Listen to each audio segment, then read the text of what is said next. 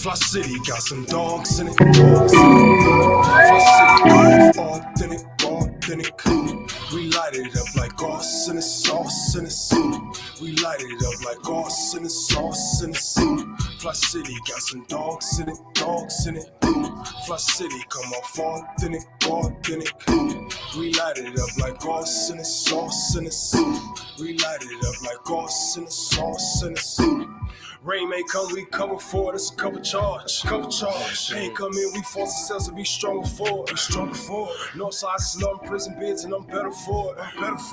Representing Fli-City, now make some noise. Random corners, pushing packs, looking back, hand ups, ain't seen no pass. Fli-City got a city tax, body bags, ski masks, crime rates, I speak to God. City giving rich vibes, beat knocks, we speak a box, we don't speak a lot, just move around. Water dirty, streets dirty, whip clean. We're okay, we grew up on survival schemes, riding dreams, Lion King, the jungle seems like peace to me. Struggles led to victories, now picture me 6 months out, I'm on my feet, on the business, talks with Maddie, on the business, run the city, leak with all the owners in it, minus since we bless the city with our agenda, hustlers, open finish, all ideas is open to us, just push it on the business, run the city, leak with all the owners in it, minus since we bless the city, south side, east side, west side, peace signs, we try to get this city, so get west side, north side, south side, east side, west side, Fli-City, that's south side, east side, Fli-City got some dogs in it,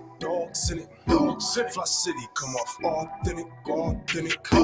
We light it up like sauce in the sauce in the sauce. We light it up like sauce in the sauce in the sauce. Fli-City got some dogs in it, dogs in it. Fli-City come off authentic.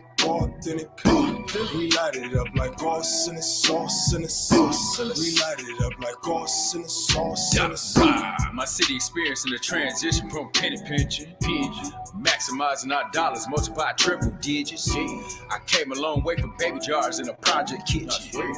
Nowadays I read grab charts and just mind my business. All praise to the Most High, how this young king living. Resurrecting the spirit of Osiris, how I'm living. Hustle and motivate your local hope dealer. I'm on tour right now, and I'm dope with it. They lied to us, stole assets, still in crisis mode. Water warriors like 1,001, we will not fold. I'm sick of fugazi leaders and career politicians. The father said people perish due to lack of vision. It's time to rise, black lives, baby, it's on the flow. Bet it back, no 9 to 5, only 10 to 4. A city of monsters, a bunch of go-getters. We don't rock with starters, we too authentic. Authentic starters, we too authentic. We don't rock with starters, we too authentic. Authentic starters, we too authentic.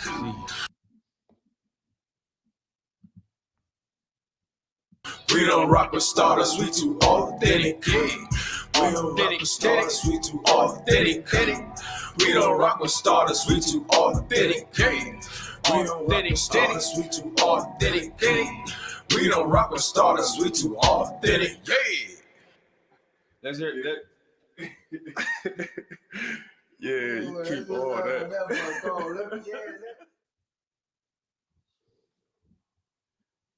Good evening, our community. Again, this is an installation of Fli-City Blackout. And again, I'm host, one of your co-hosts. I haven't been here for a while. I've been a little under the weather, but you know, a real human being is not never out until, the Creator take me out. So I just want to say good evening to our community. I miss you guys. So this is your brother, Hubert Naeem Roberts, checking in tonight. Yes, sir, man. We glad to have you back, brother. Oh, yeah. I'm trying to tell you, man. The brother is definitely, man, a soldier of the struggle. I'm sorry, I just got a little something going on with the internet. Definitely, man. I think more or less, I just greatly appreciate just having a soldier out there on the front line, man, and having you back in the mix. Oh, thank you. Come on, thank you. Really appreciate that. And I think when you say that, we had talked about that yesterday with the children. We got to be more responsible about making sure we're giving each other flowers. We talked about that a little bit last year about how we need to love on each other as men, really encouraging each other and telling each other that we love and care about each other, and giving other either the fist bump, and if we're not afraid to die, a hug. So, I just want to put that in there. Oh man, that's valid. And that's valid. And that's giving our flowers while we're here is something that we changing the game on, man. That's right. We ain't waiting until you're dead and gone and talk about all the good things you did, man. We're gonna talk about it while you're here, you can hear it. That's right. So man, definitely, man. And you've done a lot. Yeah, Put it down. Man, I'm following up, and hopefully I can say the same later on down the line. That's right. My brother. All right, man. And I'm WWIII Robinson, Royale X. I'm sorry. Just young brother from the mix, trying to make it happen. I think, I appreciate just being around a bunch of substance. That means a lot for me. I'm living and learning every day, trying to apply myself in the best way possible, leave something behind, better than how I found it. So that's all I can contribute to, and that's all I got. Man, I'm just thankful for everything and appreciate this platform for getting to it. And so, nevertheless, man, we got a special guest in the house with us today. Man, the brother's been on the front line, whether you want to look at it from the community standpoint or even in actual wars, right? Just a good brother, good solid brother, for the culture. Very knowledgeable about the stances he believes in. And we're going to dig in today, man. So let's give it up for Mr. G.F. Grundy II. Yes, sir. All right, thank you. Appreciate it. Thank you, baby. Yes, sir. Is that cool? We call you GF, or you want to give me your full name? Well, it's George of Grundy II. Okay. Just make it short for when you're doing it on print. It's GF Grundy II. Sounds like a law firm, but okay. Hey, Not well, like a law firm. It do. I'm not a businessman. I'm a business man. Okay, So Business. it is what it's gonna become.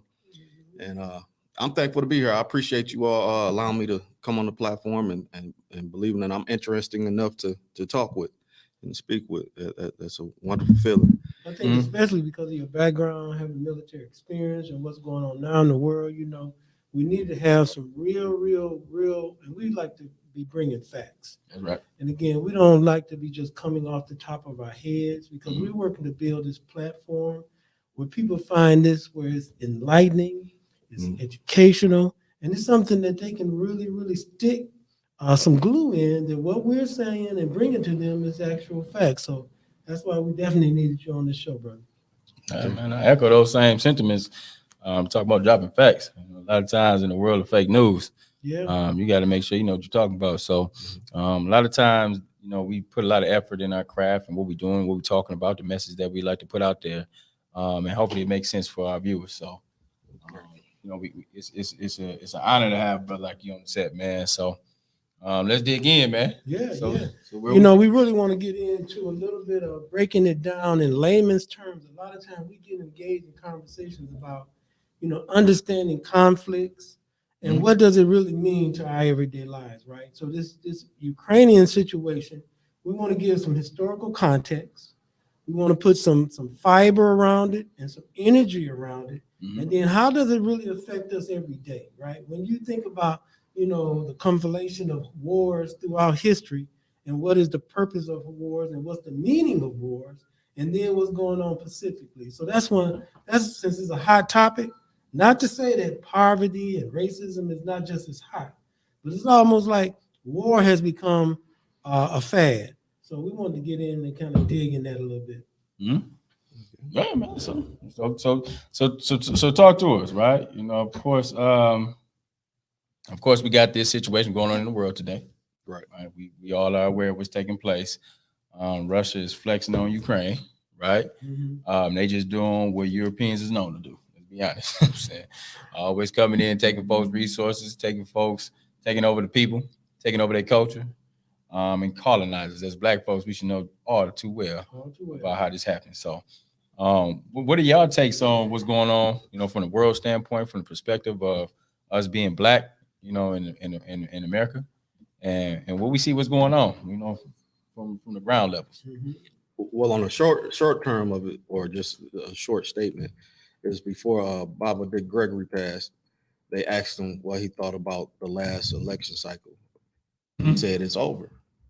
He said it's over, meaning that the demise of the democracy in which we stand, or the republic in which we stand. Mhm. So there are some things to be heard and listened to and reviewed in that statement Mhm. that this man said before he passed.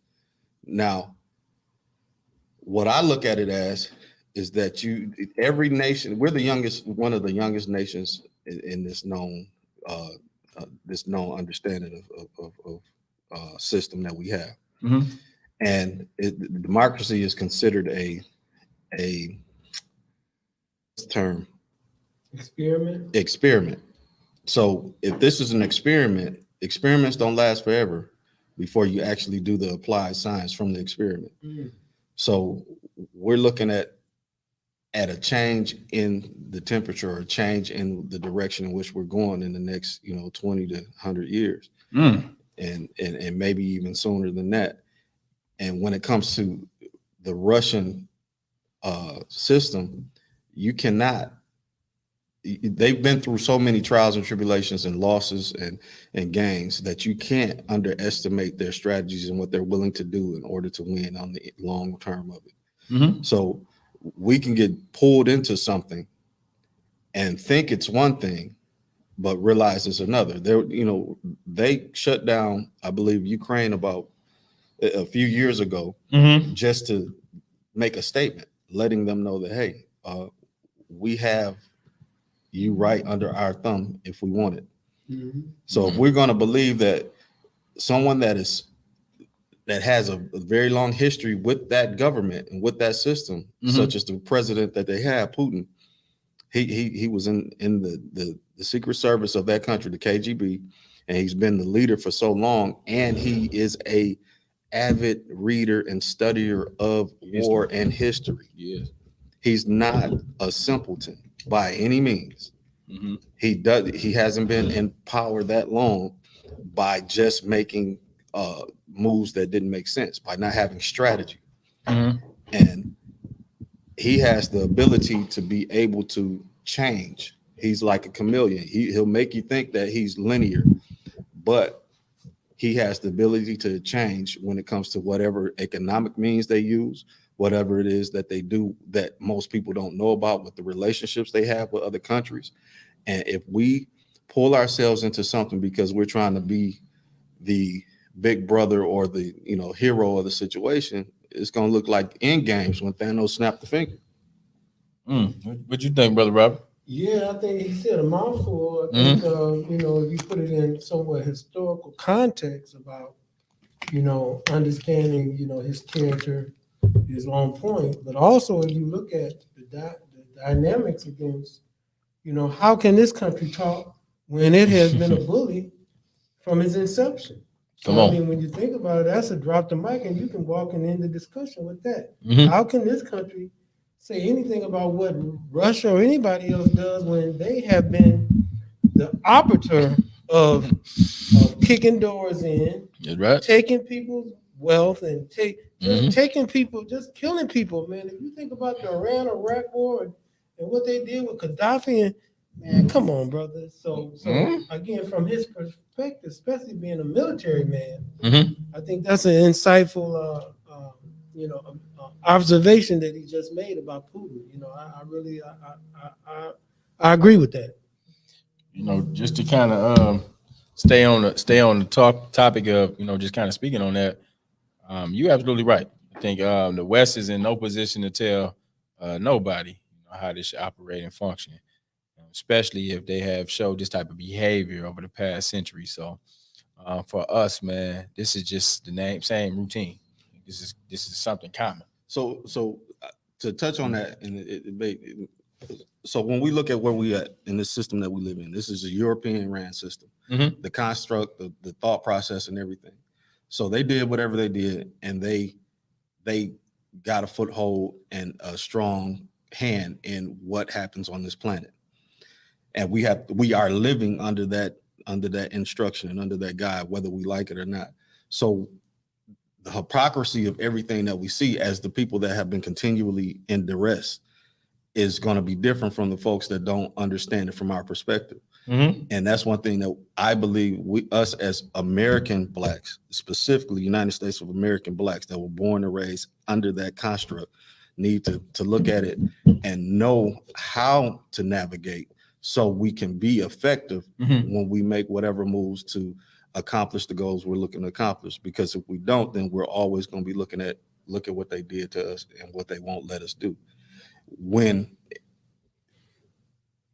any kind of my time in the military, everything that people, whether it been individuals or my unit or the command, whether it was right or wrong, if they put something on me, I found ways in order to create opportunities for myself, because no one controls your destiny but you. They can put barriers in front of you and they can stop you on certain things, but they cannot stop you from your ultimate goals.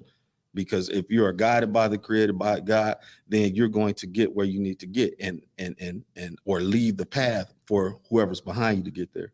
So I'm saying we have to, because we have a lot of pain. We have a lot of, what some people call church hurt. We have United States, America hurt. It's like Civil War. That's true. To every war that this country has fought, whether with itself or abroad, we have been a very important part of it. Period, point blank. And what needs to happen for us here is we need to let it be known that we need you, but we don't need you that much to say that you can't stop us from getting things accomplished. Our GDP, or not GDP, but collectively, the Black American dollar, when it comes to what we spend, it's like 1.8 or $2 trillion. Of course. I believe Russia's GDP is like 1.5 trillion. Okay. So we generate more annually when it comes to what we can spend than the Russian government. You talking about just black people? Just black people, just Black Americans. So if we wield that money correctly, then we don't have to ask anybody for anything. And then they'll be asking us, how do we help, or how can we be a part? Just like anything else we do. Anything that we do that comes from pain, hurt, and being broken, and we make ourselves whole with, people want to be involved. Okay. And I know I got a little off, but I just want to say our strength is in telling folks that the narrative is changing. The narratives has changed. When you look at the audacity of a person like Harriet Tubman that took several trips and several hundred people up to freedom and said she's doing it by any means necessary, like Malcolm X way, then that lets you know, under those kind of duress, or Frederick Douglass, who got himself out of slavery and also went to Ireland to speak to people about different things and so on and such, we have the ability that we need to in order to make the foundation that we want. Because this country needs us more than we need them. I think when you segue into mentioning about Mr. Douglas and some of his speaking abroad, at that time there were similarities in, different countries and people's struggle for freedom. Because I think if we really give a context to, it was Russia, the big Russia, and then they broke up in 91. You think about what happened to the big Russia, and then Poland and all Belarus and all them countries broke up, guys, because they East Slavic people. And if we get historically, like you say, you talking about the Soviet Union, right? So where did these people come from? When you think about, let's get back to the origin, because what is the mindset? How is Putin able to lay this down? Is it a similarity to Hitler, or is it a similarity to what's going on with January 6th in our country, with what the white people did at the Capitol? I mean, if you think about that blind allegiance or that fealty to insanity, I mean, how are we looking at it? I grant you about our spending power, but we give it all away. Our money don't last 2 seconds in our community, what little communities we do have. So that is an indictment on us as a people. But back to historically understanding about what's really going on with this move, and how does it really affect us? And when you look at history, It tells us so much about today. Mm-hmm. I think you both are speaking, on my for, and I think that's a lot that we can digest, right? Mhm. So when you talk about from the past, you talk about when the Soviet Union, you talk about when it was all one. That was the thing, but I think folks, even in Europe, have different, opinions, different cultures, different languages, different perspectives, right? Mhm. And it seemed as if the Soviet Union was a conglomerate of all those put together. Mhm. But then you had some of those smaller countries that wanted independence, Mhm. Right. which I respect. And I respect independency. I respect you having your own and standing up for what you believe in, right? And we should all respect that as people, human beings. And what I see right now from today, I see Putin is trying to revive that Soviet Union, right? He's trying to make up. Well, he's trying to make up for some of that land and some of those countries that they lost. When Like they broke out. Stalin, he's trying to do a Stalin move. Hey, so he's just doing what them ancestors, have been doing for a long time. So I you wanna say believe something? that Napoleon said that land you can lose and make up, but time you can't. So some stuff is a time thing. You put stuff in a time capsule and come back to it when you have the positioning. When you have a position of power to do things, and the relationships that Russia has abroad, the things that their economy does that we don't necessarily marker is broader than our understanding. So they still move oil and move all types of resources, natural gas, that have nothing to do with the grid that we live on. right? So they have a very strong relationship with China, which they have a different understanding than the relationship we have. We have a debt relationship with China. Russia and China have a hey, how you doing, neighbor relationship. Not I owe you, you owe me. It's a mutual respect. China doesn't respect the West. China is literally trying to make a move on the West.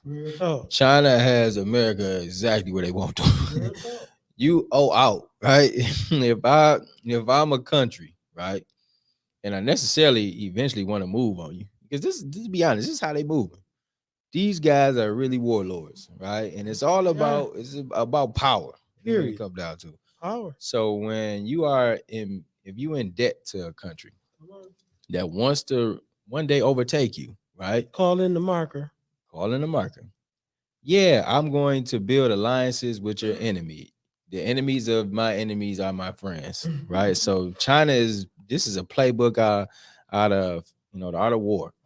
And they have abstained from voting in the UN and condemning Russia for the acts they've done in Ukraine. And they're just trying to watch this play out. And what they want to do is eventually make sure that the West is weak enough for them to come in for the attack. So, and to me, to be honest, the West has done a lot of bull crap to a lot of folks, right? Come on now. You know what I'm saying? And I feel this is something that they brought on themselves. Chickens come home to roost. This is not something, and us as Black people, we look at it from a different perspective. When you talk about where we should stand in this situation, we should be definitely standing neutral. We should definitely be looking at how do we develop, but then how do we strategically put ourselves in position to leverage that part. And I'm hoping, even when you talk about on the African continent, but then also the Black people of the world, we all got to be in line with the African Union to be able to say, hey, you guys came into our continent and you didn't colonize our continent, and now you want to ask us for help. You do realize the U.S. is asking the African nation, for help, right? They're asking those mercenaries in those different countries, right, to come out to stand up for USA. And if I'm on the continent of Africa, even I'm on the continent of U.S. soil, right, I'm looking at like, why should I help you? Why would I support your war? Why would I stand up for you even when you don't even stand up for the Black people in your own country? Come on now, because when you think about it, from day one, every war, every excursion that this country has ever been engaged in, Black people have been there, and Black men and women in their uniforms have been lynched and killed. Exactly. And their American uniform, man. You hear me? Mm-hmm. You know, in 1863, they did a rampage in New York, killing every black person they could find. And you think about that mindset today, like you're saying about, you know, you want, you know, your proxies or your emissaries to go fight for you because you know, this country is laying back saying that they want to do the sanctions because, again, they have no leg to stand on because their history is garbage. Every country on the planet, to some degree, they done screwed with. So let's hone But in. look here, the thing with that also is that you got to remember, you know, was 1927 and the creature from Jekyll Island, the central bank process was created for these type of events, right? You know, so now that Russia's visual economy has been collapsed, it gives them a different perspective on how they can look and see how they move.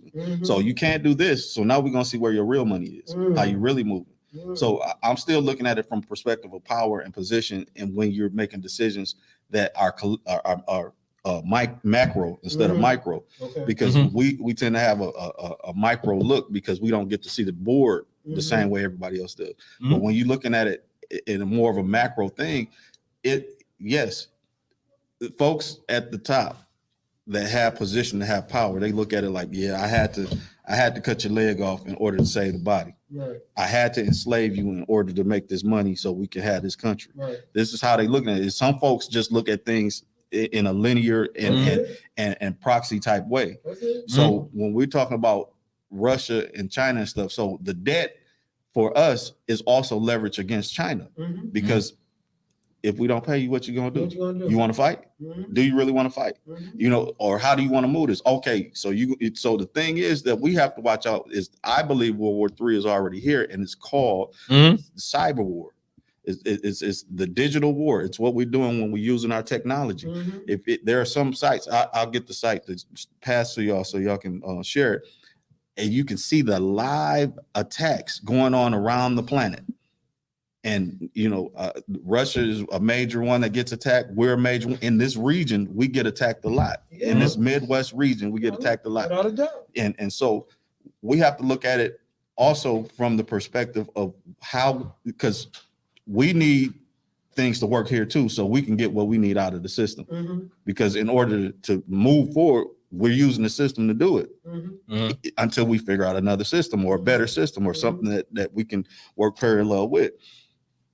And going back to it is that, so we're being pulled, the world is being pulled into this conflict in order for, just like we shut down the economy to see where their real money is, they want to see how we moving, who's going to do what and how.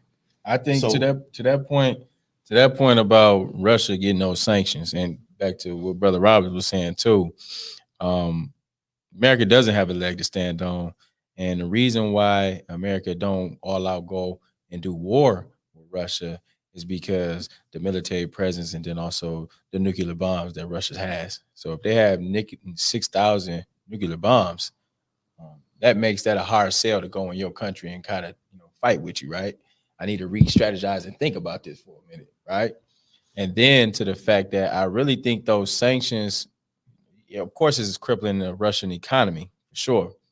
But to be honest with you, I think Putin has developed and built a war chest and a relationship with China. So if they do need to go ahead and, hey, I need a bag, I need some money, right? My relationship with China, they'll be able to go ahead and suffice those funds that was lost, right? So I don't see the sanctions being, you know, something that's going to hinder Putin and what he's trying to do right now. I think that he's going to full-fledged get this done, and they're going to have Ukraine here very soon. It's just something to open the books just to see what's going on. But a country like Russia and a person like Putin, they knew that was going to happen. They understand those things. Exactly. They're not ignorant of how war is, because, you know, you're talking about people that have always been holding and maintaining the championship position of where they are. I mean, when you say it in those terms, listen, you know, war throughout the history of mankind, you can go all the way back to, you know, with religion, man. You know, as far as I kill you if you don't accept Allah, and Yahweh, and when you put it in the context of business, that's one thing I like to go back to Jesus, the story of Jesus, because the Bible can be complicated to some degree, but Jesus was a revolutionist. Mm-hmm. When you think about what he was doing with the Sadducees and those Pharisees, those were the people in power. Mm-hmm. And war is a business. It's power. It's power against power. And what bullies want to do is take and control power. And power is resources. So that's why I'm saying when you look at the context of the history, because Ukraine is one of the most populous countries over there right now, and is one of the most industrialized. Mm-hmm. When you mentioned about the cyber warfare or World War III been going on for 10 years, almost over 10 years, man. And when you think about what they laying down technology-wise, you know, a lot of times we be moving in the strip clubs and we be thinking, you know, drinking our, what do you call it, that Patron, and we don't realize they playing three-dimensional chess, right? Mm-hmm. And we're just little crumbs, right? Because at any time, just like you're in the military, they could tell you to go over there and your whole unit could be destroyed by an American made a mistake and said that you guys were somebody else and killed your whole unit, right? That has done. Friendly fire. You know, it has happened. Yeah. And it marches right on. It keeps going right on, right? Yeah. Because that's the whole system. So And the system is built for acceptable loss also, you know. collateral. You know, there are certain things that you're willing to, like I say, you'll give up the leg to save the body or to win the war. And so what is our purpose? And again, when you think about, you know, Americans of African descent, and I love what you're saying collectively about what does this really mean to us? Mm-hmm. And what is the value for us? I mean, and like you said, you were in the military, so you were under some, you know, brainwashing, because to be even going to the military, you have to be a little bit insane. And so I'm saying that in your face, not behind your back. Understood. And so, because my brother was in the Air Force and he's been damaged. He was an Air Force sergeant, came home in the 60s and wasn't right ever since, right? Affected by Agent Orange. But my point to you is, so what could you give our audience as far as to make them understand, you know, why many of us go into the military? Number one, I know it's trying to get out the hood or whatever you think your existence is. And then what does it do to the mentality of a person to kill? Because it's not natural to kill, number one. It's not natural to kill. Mm. And so once you become a killer, what does that do to you? Mm. So my reasoning for going in was I didn't want to miss the opportunity. I was 29 years old. And so that was at the cutoff age. And my brother, my grandfather, I have a whole line of people that how you call it, insane. So I wanted to be a part of the party. And so I chose before my time was up to do it to go in. Now, were you pressured by some of your family members? Not at all. Okay. Not at all. Oh, my so mother you tried her best not to talk you out of it. Get me in there. Really? She wrote all kinds of letters to Spares to and embarrass me. So, she did right. but Don't take my baby. I still went and I still served, and I have no regrets in my time in service, because I did it on behalf of the people that I grew up around, that raised me, the country that I live under, and the things that I hold dear. You know, I have that's the beauty about being a United States American citizen. I have the right to feel, think, and say what I want to, even if you disagree with it. Mm-hmm. And I can still love you at the same time. Isn't that a tremendous conflict? Because you think about it, Very much the so. war engine, and even with, you know, you guys did a lot of law enforcement work in your military experience, and you know, when you think about law enforcement in this country, and military was designed to kill, protect, and patrol white bodies. You know what I mean? And so And property. So you think about that mindset, Mm-hmm. because you know you got those stories about a lot of those different military camps that, you know, atrocities took place the way black soldiers were being treated. You know, It's the epitome of cognitive dissonance. oh, So, you know, everything and most of the things that we do in this country deal with cognitive dissonance, and we are the recipients of cognitive dissonance more so than pretty much any population in this country. So yes, you have to make up your mind that you're going to ignore everything else that your mind tells you, or that your spirit tells you, or what you think, because your thought process is a higher calling, a higher cause. It's for those, family, freedom, and country. So let me just be in too, man. I'm glad you put that on the table, and I'm glad you accepted and received it and came with a response. Just what I be saying for us, man. I know that I'm an African American. Since Jesse Jackson threw it out there like that, I'm an African American over here, right? I'm an African first. I feel that fighting for someone, for a country that never stood on grounds for us, man, is something that is a real discussion in the Black community. Because I know sometimes folks want to get out the hood, and I know folks want to do it to, protect the land and the country and the people in it, right? Because I respect those things, right? I just really wish we had that edge to fight for our community, right? If start on a small scale, on the local levels, right? If we had that same mindset that you have for the country, man, our community will be a robust place where we run, we operate, we'll function, and all the responsibility falls on the people in it. And for us, we got so many issues going on that we face in our community. We need all hands on deck. We need a military force in our neighborhoods. We need that training, that guerrilla marketing training, not the guerrilla marketing training, but that guerrilla training that you may have been the urban training, tactical training, right? We need that training for our people in our community so we can protect our borders, because we getting bombed out every day. And that's a real thing. So I hope, when we having these discussions and understandings that, the same love that we have for something else, we got to have for ourselves first. And like my brother Darius, so we got brother Darius, a situation in Clio. How can we protect him, right? When you think about in connection to Ukraine, because even if you think about them sending $1 billion to Ukraine, what about Flint, Michigan? What we could do with $1 billion? They can find money to send to wars, but they can't feed the poor. Tupac. Come on. Real talk. So that's where that'd be a real stickler for me. So for me on that is inclusion. We have to, it's one of the things that Dr. King, what Harry Belafonte said, they said to him, say at the end of it, he said he felt like he brought his people into a burning house. He did, because of the integration part of it. But the thing that which was bad for us, I think, we should always stay strong on our own. It was horrible for infrastructure. Terrible. Because we already had an infrastructure. We just needed the respect and the ability to do it. Leave us alone. Like Brother Robbie said, leave us alone.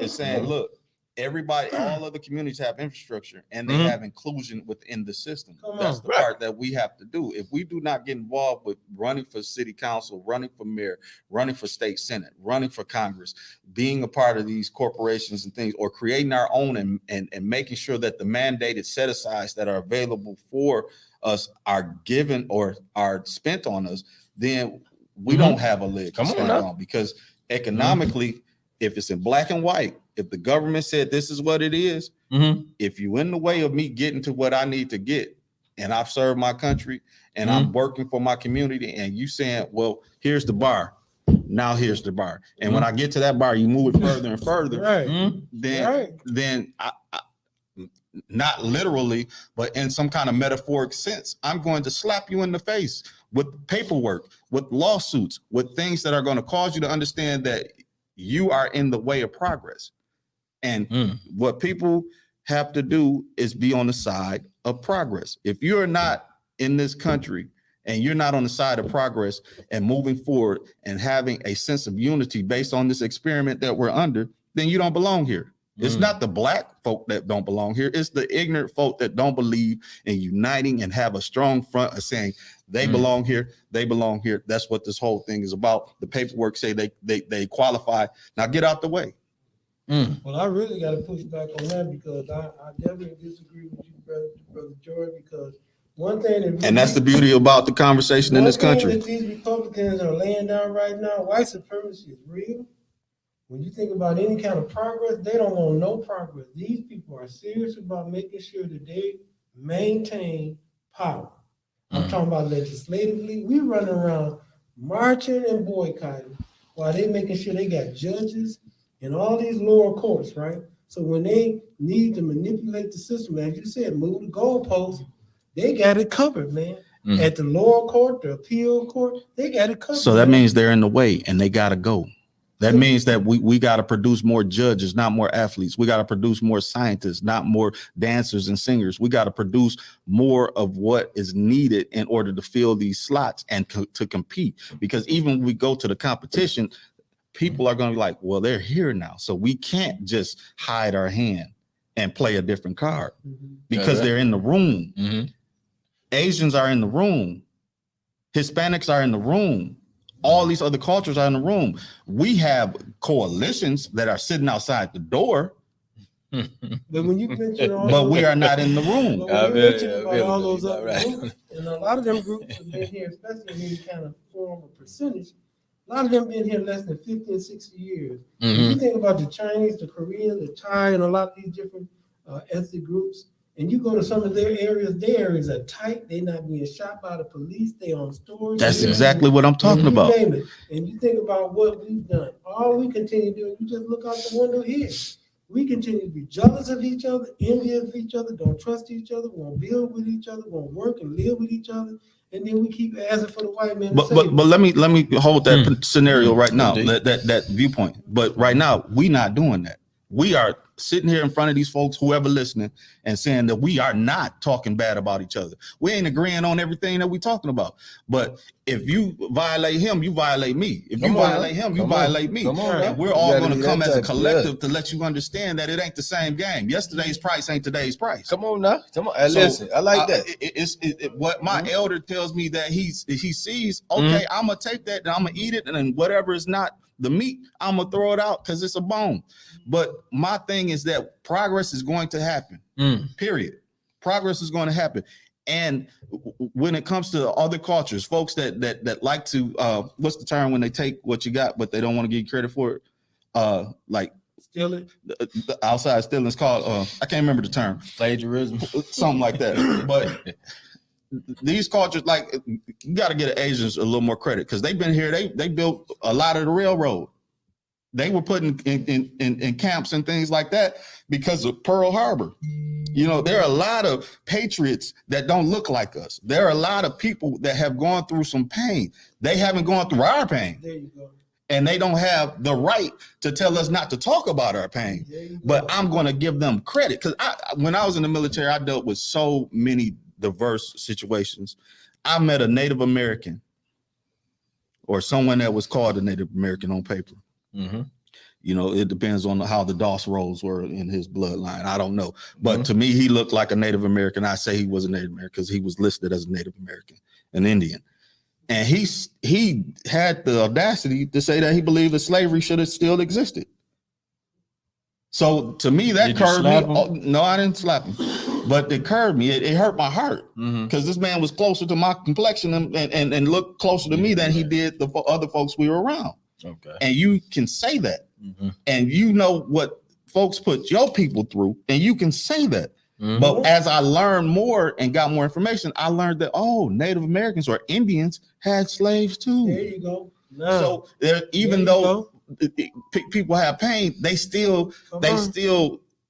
was a lot of cultures that still took advantage of our pain to get to their advancement. I mean, one thing when you think about the immigration policy of this country, when people are coming here from other countries, they have to go through immigration policy. And many of the policies teaching them to make sure that they do not trust or do any kind of business with us. Even Africans coming to this country are told to make sure they stay, the Nigerians and all these Somalians. They are told to stay away from Black Americans. This is part of the immigration policy. But I want to get back to this, man.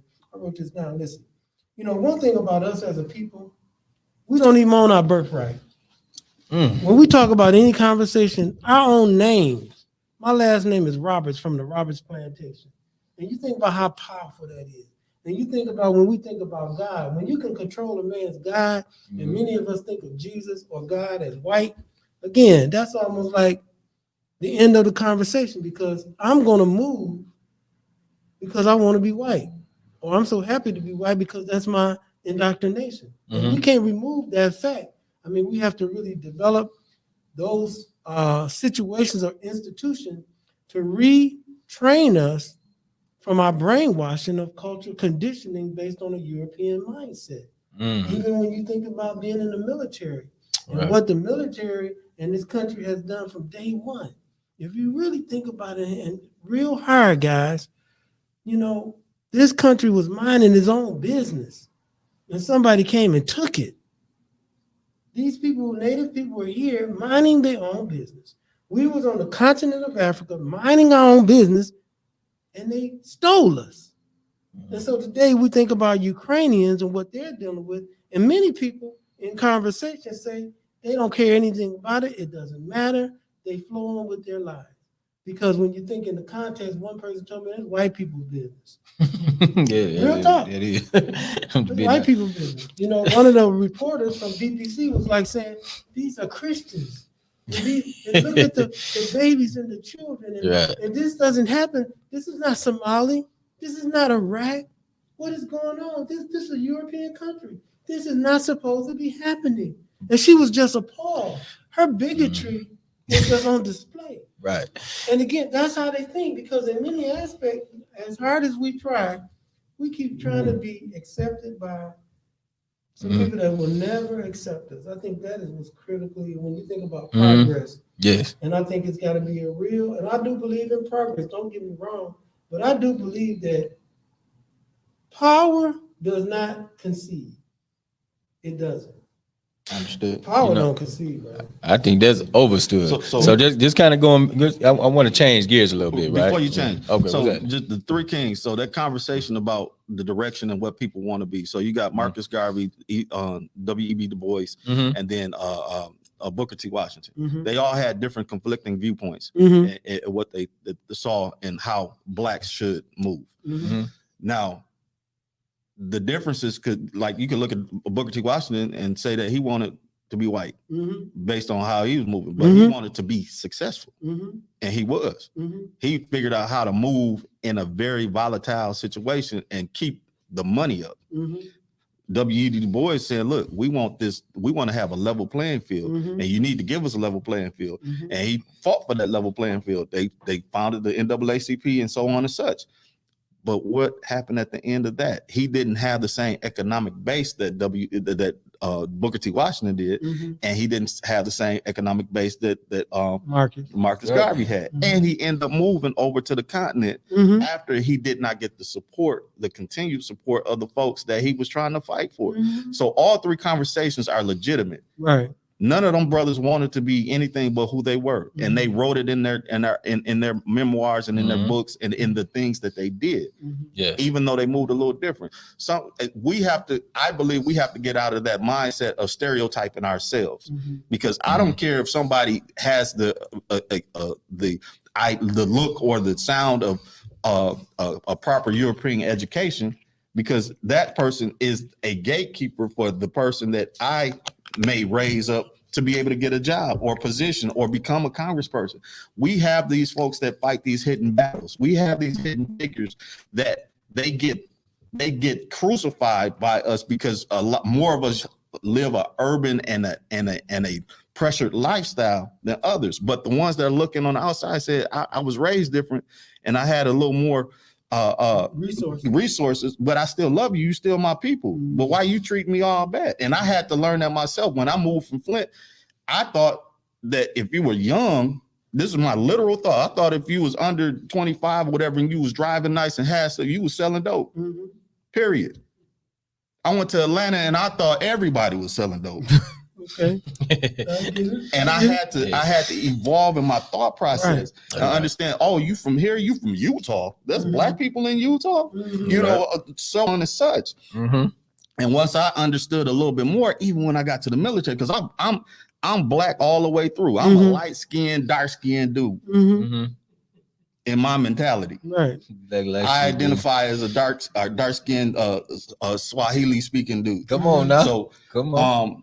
But all that being said, I had to learn how to navigate because I dealt with a lot of racism in the military. But those same guys that were flying their flags in their dorm rooms, the Confederate flags, and saying all kinds of weird stuff and asking me weird questions, we became some of the closest friends.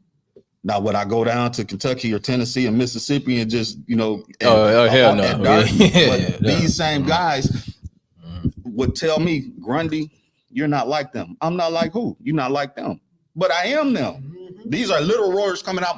I am them. Yeah. Just because we don't speak the same or act the same, that's my brother. Just like that guy over there is your brother because you look at him and y'all look similar. So there are some conversations that have to be had. I had some of those same guys that were raised for generations to dislike people that look like me, ask me to come to their homes. Asked me to become part of their associations. Like I was talking to Dewan the other day. Had one, he said, you need to come and join the Sons of the Confederate, man. We'll love you down here. I'm like, I don't even understand how you even formulated that question to ask me that. Right. He had so much admiration for me standing up for who I am and what I am. The things that he saw in the people that he knew that were a part of that, in his way, he thought I was the same, but we just have different viewpoints.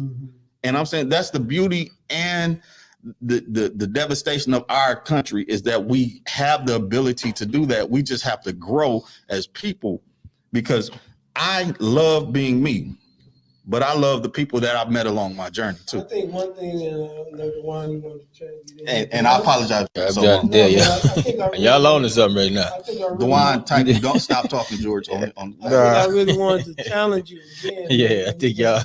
When I make the statement about, it's exciting to be white, and when you use the term with Marcus and all of those great black men, my focus is to jar our consciousness, because overall the patterns that we have seen throughout our history have been devastating when it comes to how we haven't really rallied around one another to protect one another. With the destruction of the Panthers, we think about Nipsey Hussle being murdered or young Dolph, those kind of things should not be happening. Because there should be some real solidified unity. If anything like that getting ready to pop off, somebody even thinking like that has to be shut down. Come on now. That's the power of us not turning in on one another. Because that's another thing is a history and a byproduct of this insanity that we under in this continent called the USA. We are traumatized. We have been brainwashed.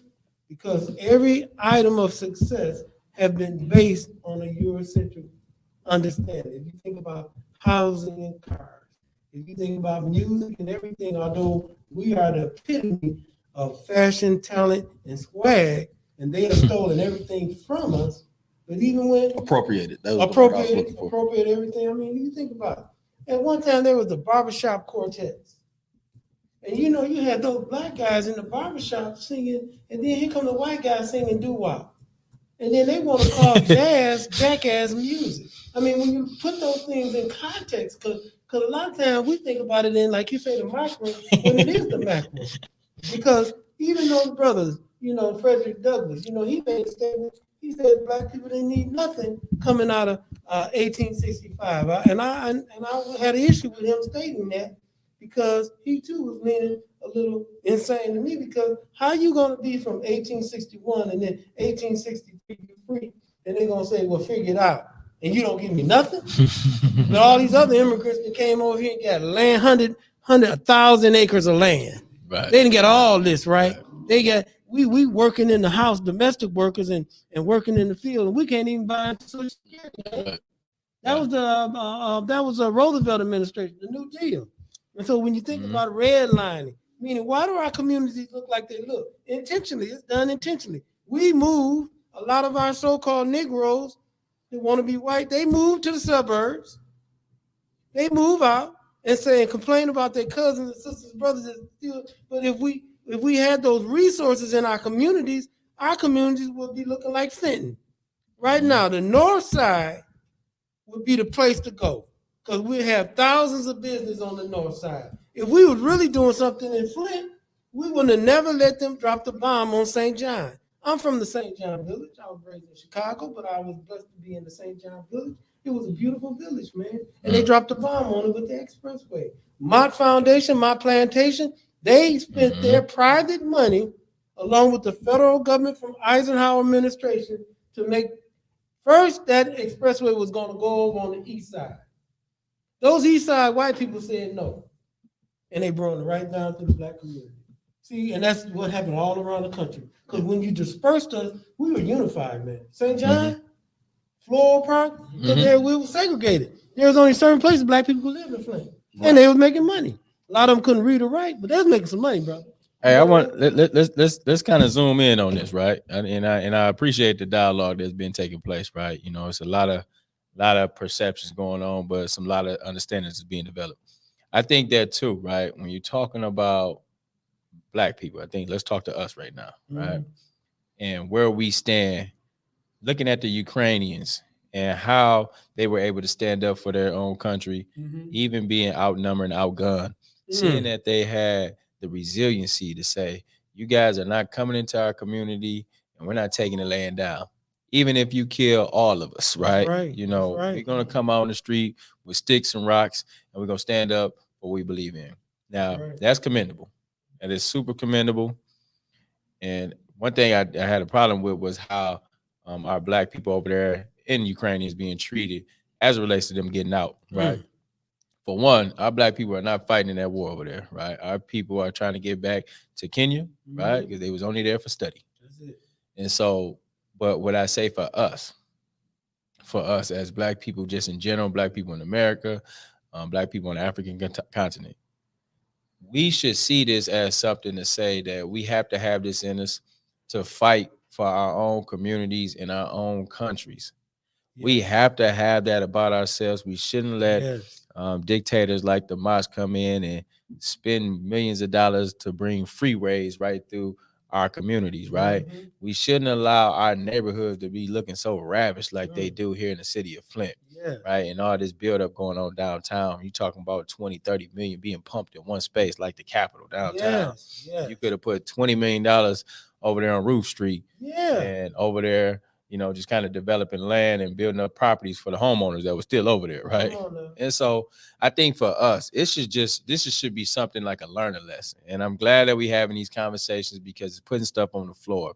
We're talking about the brilliancies of our past leaders, like, i.e., Marcus Garvey. Marcus Garvey was a legend. You know, Booker T, I appreciate the brothers and his efforts.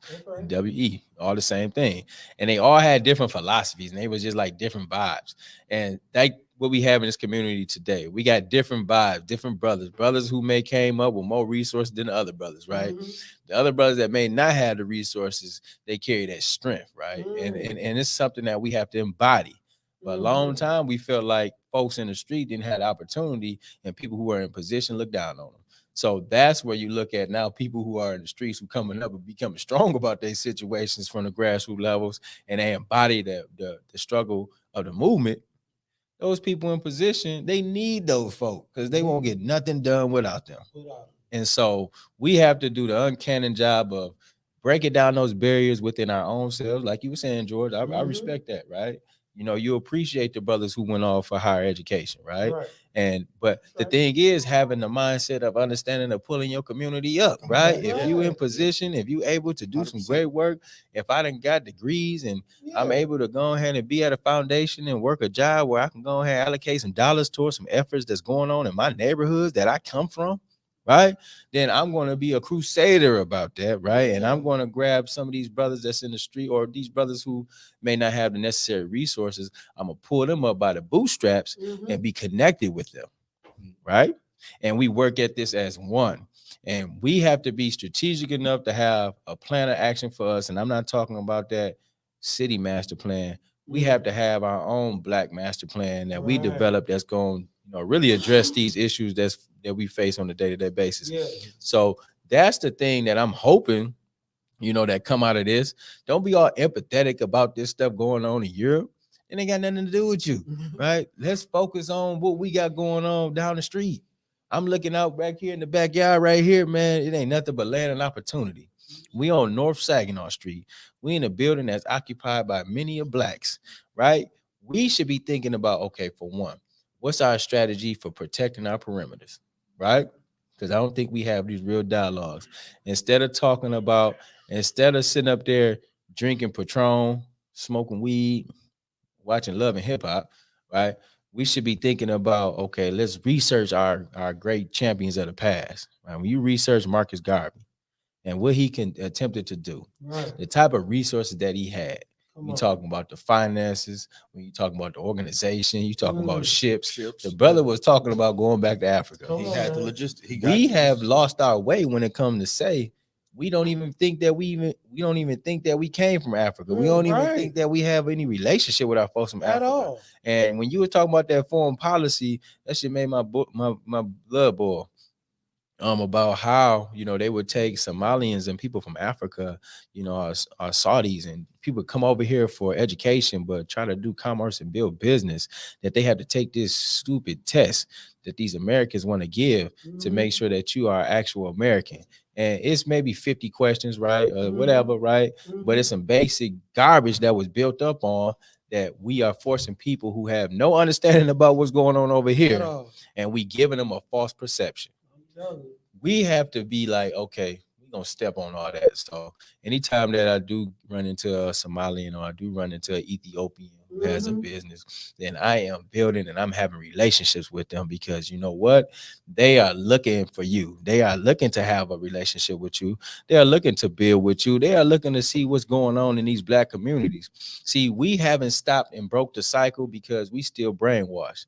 We have not. We still fighting with each other about peanuts, right? Yeah. And nobody got nothing. Right. So you sit up here, you're trying to go ahead and demean each other and fight with one another and think that you're better than this person because you wear a suit, or think that you better than this person because you have a doctorate degree, or think that you better than this person because you didn't kill 4 people. I think it's a thing of saying like, no, you know what? We all play a part in this machine. We are one big machine. So from our intellects to our folks who bring in the force, right?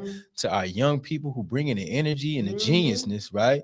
We have to make sure that we catapult all this synergy, right?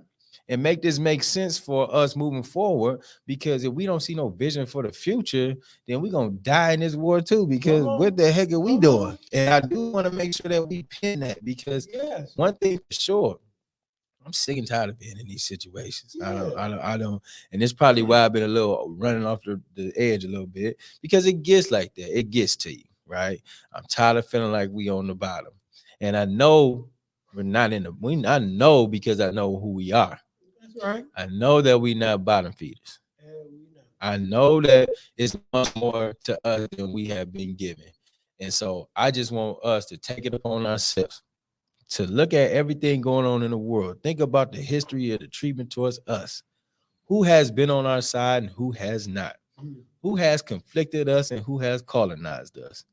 You are capitalized people. When I say capitalized, I mean captured people. We have captured people in a war, just like some of those Russians in Ukraine right now. That's right.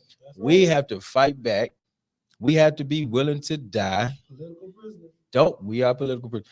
We have to be willing to die, and we have to be willing to go ahead and tell our stories to be able to make sure the young generation, right? This is who we fighting for. We're not fighting for this stuff no more. I could care less about this going on over here in America. What I'm saying is I would like to build a better relationship for our brothers and sisters on the African continent. I would love to strengthen our internal affairs with the African Union and their governments. I want us to be able to establish a government for us here that's independent from the Constitution in America, because that's how other ethnic groups operate. Like you was talking about the Asians.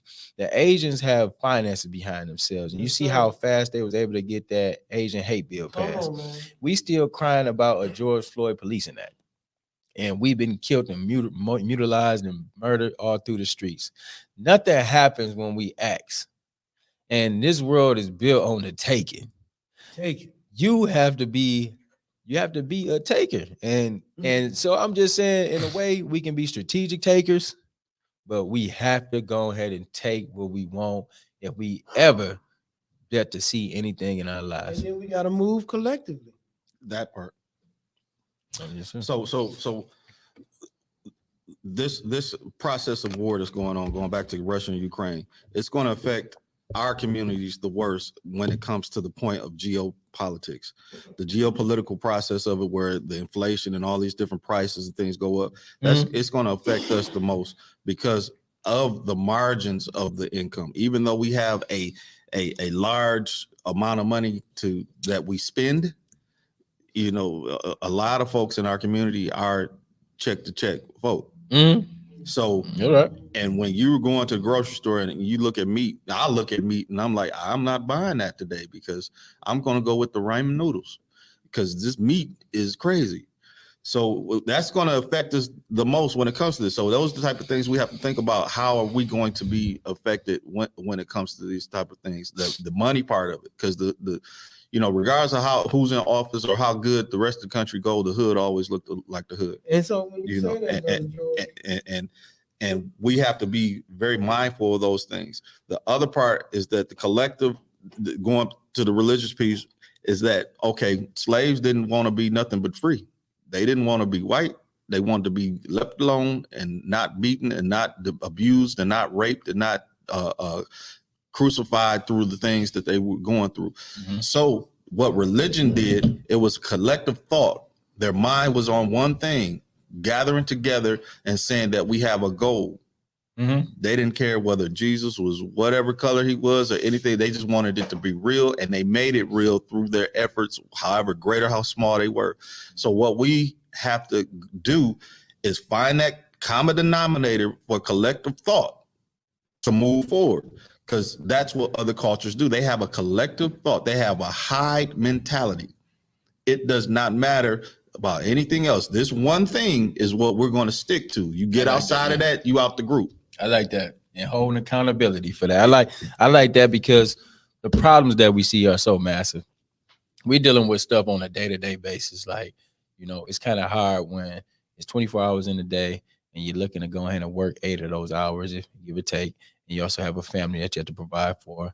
And then you have some things that you want to do individually, like you're so wrapped up, right? But if we can say like this, and you talk about the problems that's mounted against the Black folks, when you're talking about public health, I mean, I know we were just talking about these issues of how we been facing our health, right? Due to the social determinants of life, you know, it caused us to have high blood pressure, diabetes, and all these other things, right? Because we was getting the scraps and we been eating that stuff, and we turned dirt into diamonds. It still tastes good. I still like it, but let's be honest, it's gonna kill you after a while. But the thing is, too, though, when you talk about it, it's a mountain of issues that we face on a day-to-day basis. But if we can minimize that down to 1 to 2 goals, right? We can say this year we're gonna get these 2 things accomplished, right? One could be getting these folks' foot off our neck, right? And then 2 is establishing co-ops all throughout Black communities, right? That's just some simple stuff or whatever, right? You got 2 objectives that we want to do. We got like 100 that we have to address. If we can minimize it and we can have a group plan of action for each other, and we are doing these things and everybody buys in from community to community, and we all have these 2 things that we're going to work on, it's a strategic plan. We will be successful. And once we see those things that we accomplish, then we move on to next, right? So that all goes back into us properly planning. And these conversations kind of gets us in a mindset, and it always start with how we think. Two things. Question. What city was it that Black folks stood up or sat down and said, we ain't agreeing with this redlining no more? Tulsa, Oklahoma, 1921. And where else? Where else did they? Greensboro, North Carolina, Wilmington, North Carolina, Colfax, Louisiana. I'm saying more recent with when Flint had to sit down at City Hall about the redlining. Woody Earthly. Spending your money where you want to. Okay, yeah. Flint, Michigan. Right. Flint did that, yes. Flint did that. Flint, Michigan did that. Big shout out to Woody Earthly and everybody who played a part. Floyd McCree was rolling up. I'm saying this to say that everything that Mr. DeJuan Royale X Robinson is saying, it needs to start here in Flint, because Flint is the strategic place for this stuff to happen. Mhm. Because who had the strongest union in this country when it came to the unionized worker? Who? UAW. I'll wait. Yeah. Flint, Michigan, Mhm. Local 599. Yeah. Mhm. Peter Jennings and them talking about some kind of shutdown. Who were the people that was running that shutdown? They were the dogs. Flint. Mhm. Right? Mhm. So the thing that has been destroyed is unity, is consolidarity of people of this country. So when you tear that down, then what is everybody else gonna do? Because they don't know what that look like. Mhm. That's why we can still stand in these rough times, because we understand what unity looks like. We understand what pain looks like and how to get through it. Because when you say we can't live where we can afford to live, when you say that we don't need to come together and say that you owe us more than what you paying us, and so on and such, so many different things, had the highest economy in the country at one point in time for black folk. Mhm. That's why it's important for all 200, 300,000 folks that's out there that came from Flint, Michigan, from Flint Northern, from Flint Southwestern, from Flint Northwestern, from all the Central, from all the schools that's out there, and you making 200,000 a year, you making 500,000 a year, you doing good. You got kids going to Harvard and going to Columbia, and you got an extra 500 or extra dollar. You can send it to the organizations that he's over in order to see. I dare you to see if we're gonna make it happen. I dare you to support and see if we're gonna make it happen. Because if you came from here, you know how it is. We didn't talk about nothing, we did it. That's right. And the people that's on this panel and in this room, we still do it. We're here, it's all black men in this room. Mhm. And we about it. We got a lot of issues, but guess what? We are here physically doing it. And we don't agree on all the same things, but we agree we got to move forward. Come on. So now. I dare you Come on. to do what was supposed to happen when the South came to the North and started working. Send your dollars back here and see how we make it grow. Mm. That's strong. And to your point in the South, though, that's why black people have a stronger economic presence in the South, right? A lot of black businesses in the South. Yeah. Right. So, and I appreciate you even saying that, man. It is unity, and I think it's communication. A lot of times we fail at communicating with each other. It's not about hollering and screaming at one another, but just really having talks for clarity. And I think when you say that, we can't dismiss the fact that it was intentionally done to destroy it. When you think about the Teamster Jimmy Hoffa never was found, as you said about the UAW, all those entities were designed because if you think about it, after 1861, you got 1863. And then at first you got black people building and doing everything. In 1863, no black person could do any job. You had to be in the union, and they weren't gonna let you in no union, right? Mhm. So now you get like you just said with the Great Migration, and you said earlier about business. Mhm. One thing we need to really be clear about, the power that we do have as a community. Yes, sir. We must echo this, and I think that's something we don't do enough. Mhm. The black community, man, is amazing and awesome. If we would get out of our own way, Mhm. because we want to have blonde hair. We got young men who want to paint their fingernails. I mean, when you think about some of the mindset, what we see with these young people ain't playing. But These that's all young people programmed. if we could guide Yeah. these young people, because they got some heart, we can put some nuclear bombs on these young people and send them in some areas and they make it happen. But they need to be directed and guided, because with that kind of fearlessness, they got that fearlessness, man. Yeah, right. Mm-hmm. Because they've been treated so bad. That's right. 3 generations of crack parents, crack mamas, daddies in prison. Come on, man. And when y'all think about it, and I love what you said, Brother George, because if you look at, and that's why history is so important. History is a profound indicator of today and tomorrow. Mm-hmm. You talked about progression and change, because once you understand what was done and was successful, you reinvented for the day. That is not rocket science. That's how you do it, man. It's almost like cutting a pattern in this shirt. Okay, this is shirt been designed, so we're gonna pattern for us today.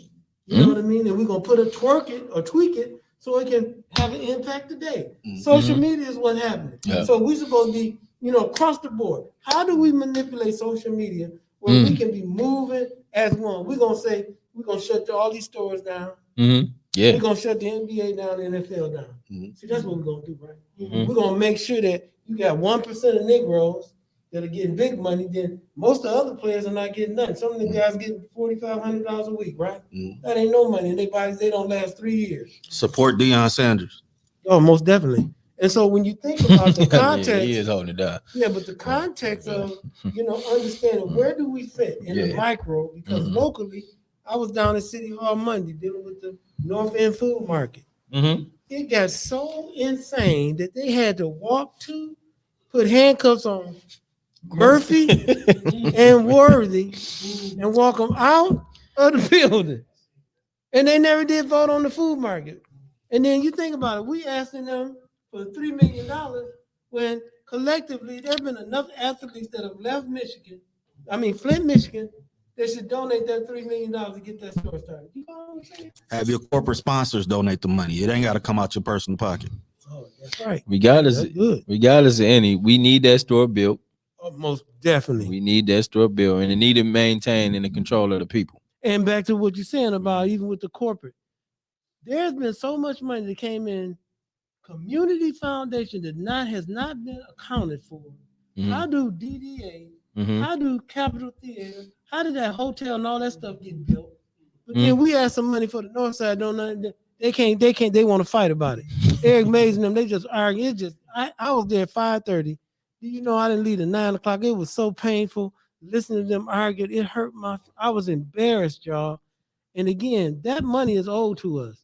That's the same thing with that rescue money. They down there just playing games, y'all, and it is unacceptable. So who is it, or who are the people or the organizations that we need to have on the panel in order to ask the questions so they can answer the questions for the misinformation we have, and to get the direct answers and to get them to get on the path of doing right by what their money's supposed to do? Who do we need to call out right now?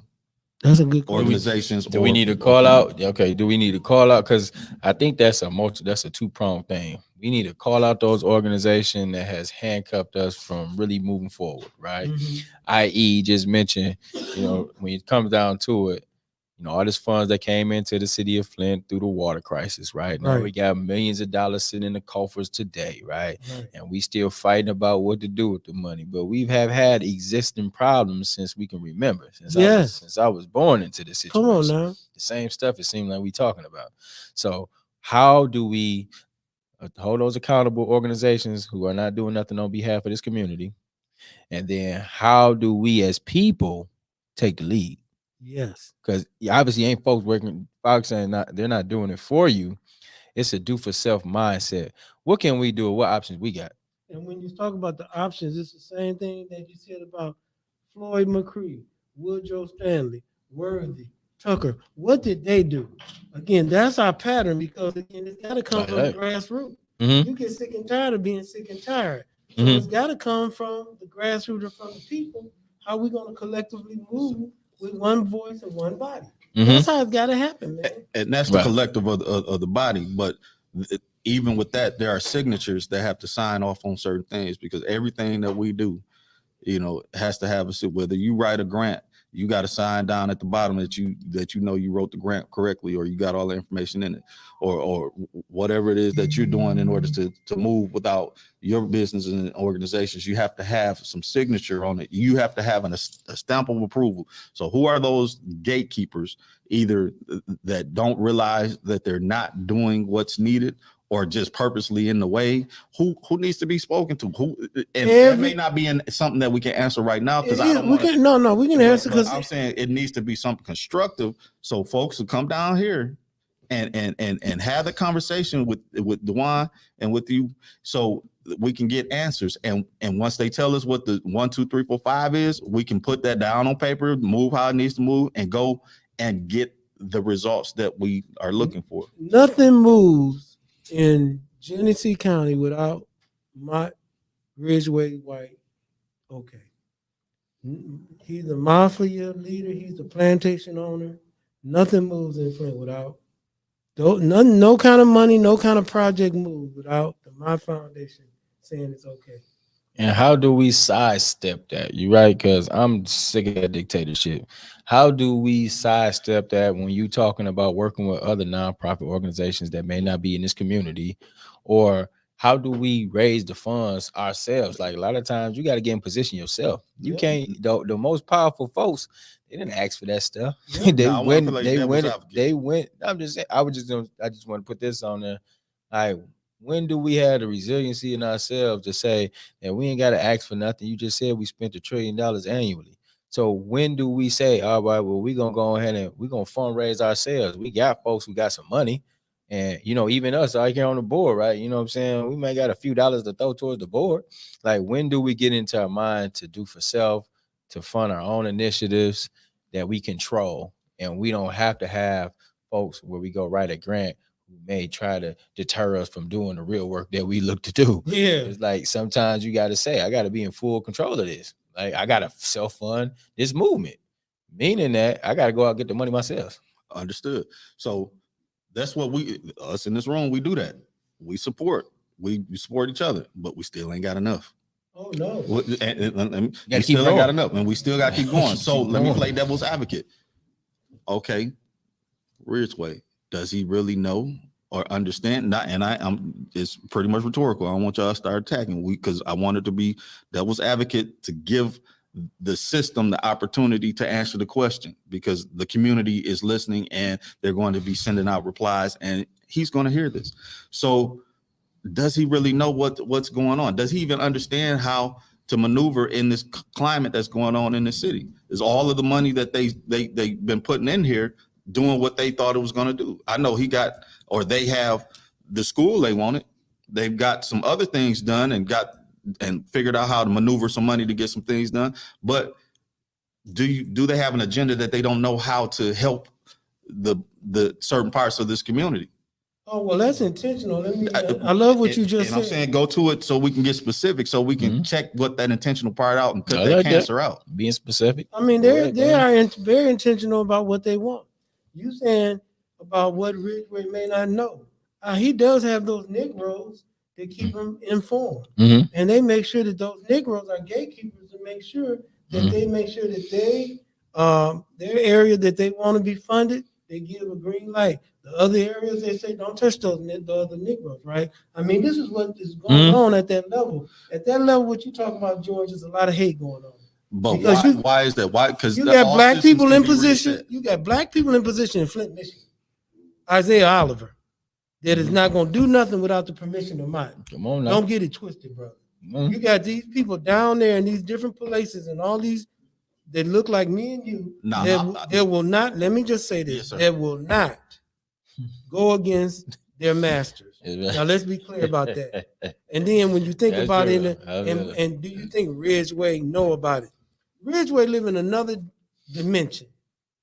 And so again, throughout the history of this plantation called Flint, Michigan, it always have been the haves and the have-nots and the few Negroes that was able to trickle in and get something done. Right now, when we got to try to write grants now, you got to make sure you don't mention black. It's got to be so neutral that you got to look at it like it's got to say, well, it's just for disadvantaged purple people. Real talk, George. It cannot be designated for nobody black.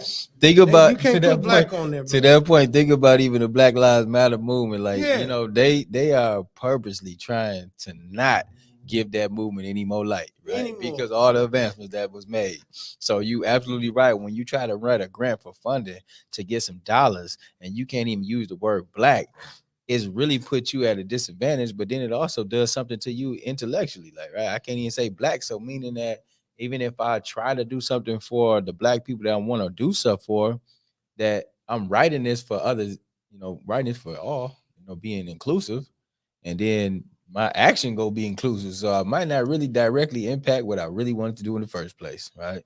Because I have to stay in these confinements of the criteria. And that's where we get into, when you're talking about the mods and folks who have the bags, who have the money, who have these gatekeepers, who you have to go see to go ahead and get some dollars for the project that you want to initiate. That's where we have this situation. We have a problem. With those folks that look like us, that's those gatekeepers.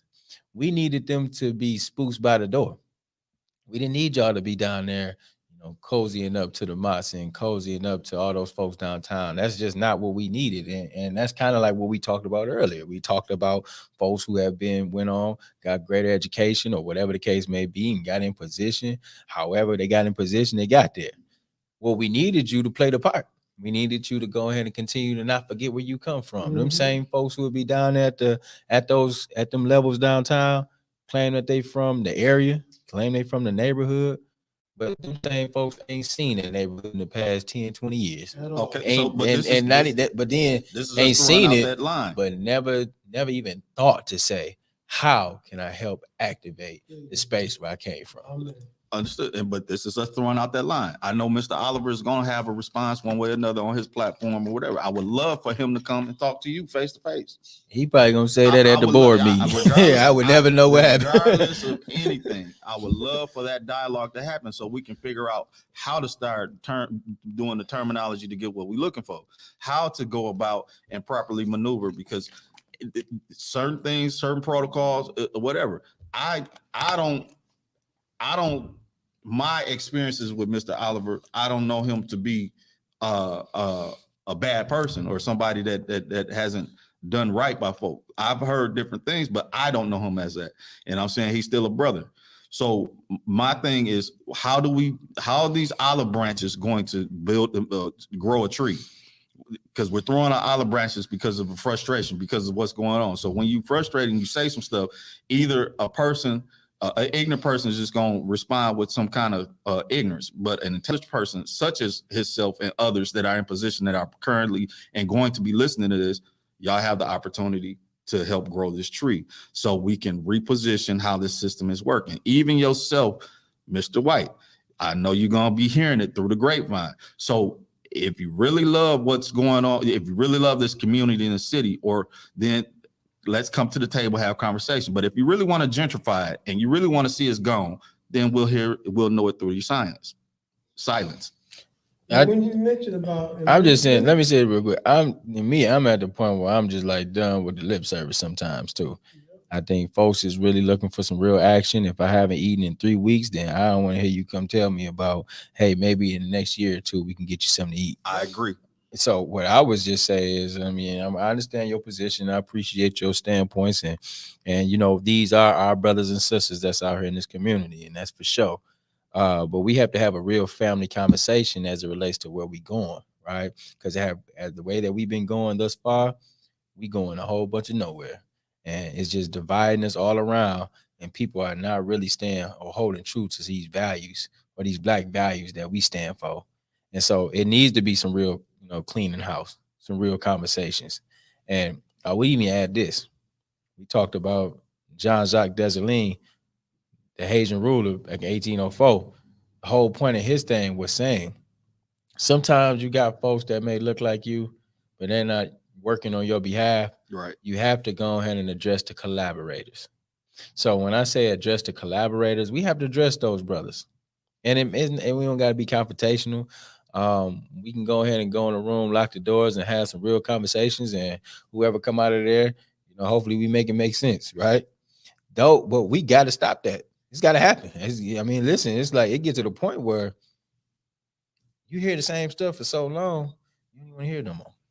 Right, but we're coming from a different position. This is not the same kind of conversation on how it starts.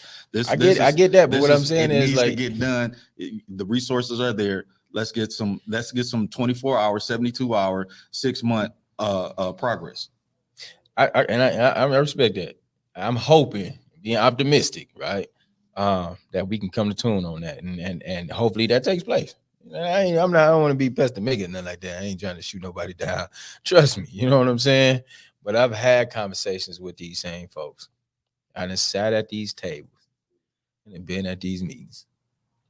And a lot of times, them people could care less because they worried about what they do in their careers and their advancement.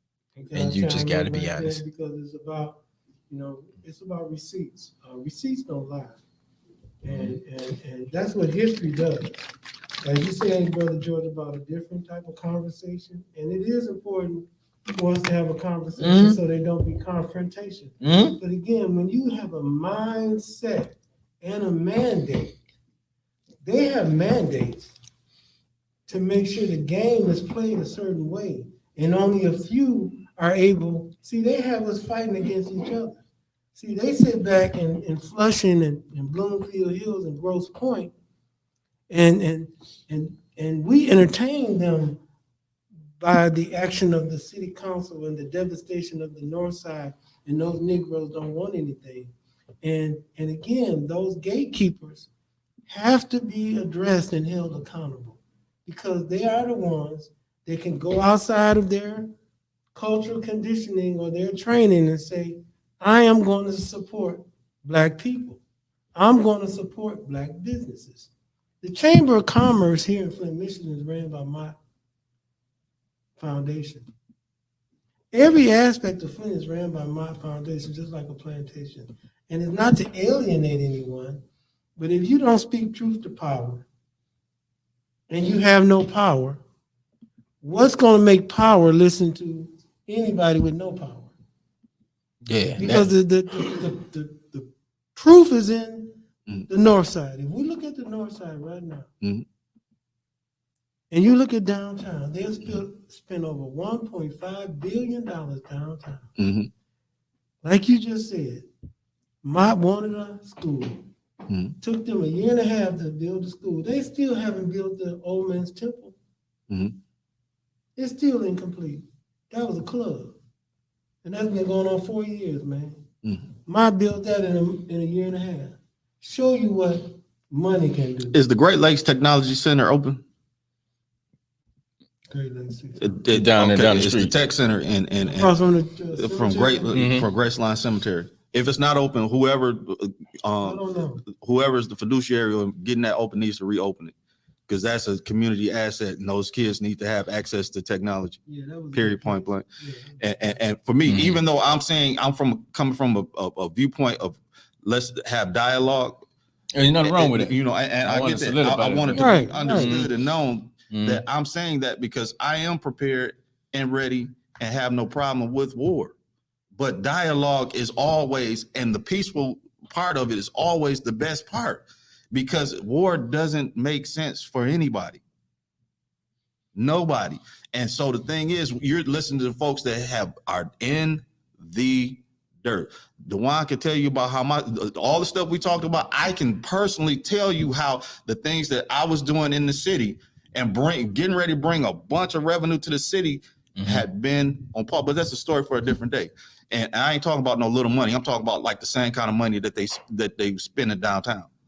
And just with my connection with what's going on. But that's a story for a different day. So I'm not talking and saying, oh, you know, I'm not the being Uncle Tom and saying, hey, I'm gonna stay with the slave master until he die and get saved. No, I ain't with that. I'm saying we're supposed to be Sambo. Right.